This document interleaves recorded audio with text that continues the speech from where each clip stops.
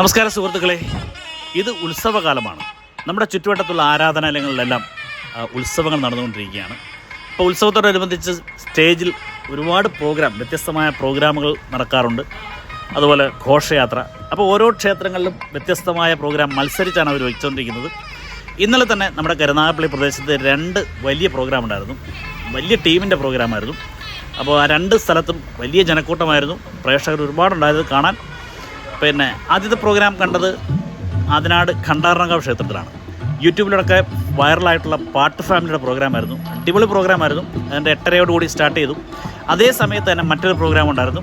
അതും നിങ്ങൾക്കറിയാവുന്ന, അതായത് വയലിനുടെ പ്രശസ്തയായ കൊച്ചുമിടുക്കി ഗംഗാ ശശിധരൻ്റെ ഗംഗാ തരംഗം പ്രോഗ്രാമായിരുന്നു. ആ പ്രോഗ്രാം ചെറിയഴിക്ക ക്ഷേത്രത്തിലായിരുന്നു. അപ്പോൾ എന്തായാലും നമ്മുടെ ഈ പാട്ട് ഫാമിലിയുടെ പ്രോഗ്രാം നടന്നത് ഖണ്ഡാർണങ്കാവ് ക്ഷേത്രത്തിലാണ്. അപ്പോൾ എന്തായാലും ആ പ്രോഗ്രാം കുറച്ച് നേരം കണ്ടു. അത് കഴിഞ്ഞ് നമ്മൾ നേരെ പോയത് ഗംഗാ തരംഗം കാണാനാണ്. ഗംഗാ തരംഗം കാണാൻ ഭയങ്കര ജനമായിരുന്നു. ചെറിയഴിക്ക ക്ഷേത്രത്തിൽ പിന്നെ ഏത് പ്രോഗ്രാം നടന്നാലും അവിടെ തിരക്കാണ്, ഭയങ്കര ജനക്കൂട്ടമായിരിക്കും. എന്നാലും അടിപൊളി പ്രോഗ്രാമായിരുന്നു ഗംഗാ തരംഗം. അവിടെയും പോയൊരു 1 മണിക്കൂറോളം ഞാൻ ആ പ്രോഗ്രാം കണ്ടു.